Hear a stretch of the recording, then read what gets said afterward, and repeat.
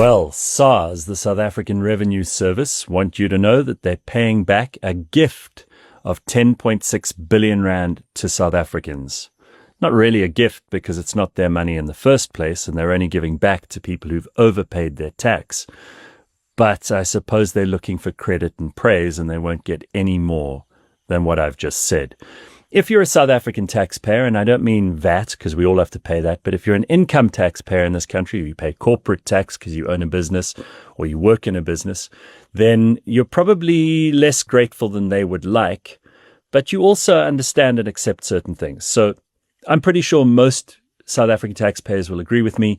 We pay tax so that we can have infrastructure, so that we can have social grants, which the poorest in our country need, so that we can pay for the building of new schools, so that we can have potholes filled, all of that stuff. If that stuff were happening, I think we'd all feel like we were getting more value for our money.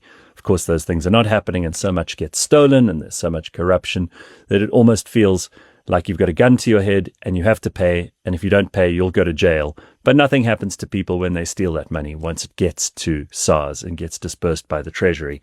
So I don't know how you're feeling about this, but it's hardly a gift. It's more like we're finally getting some of our own money back, and I think they're doing it more efficiently than ever. It's always kind of bothered me, and it might bother you too, that SARS is by far the most efficient department in government. They always seem to know how much we owe them, but they don't seem to be able to account for how much they owe us.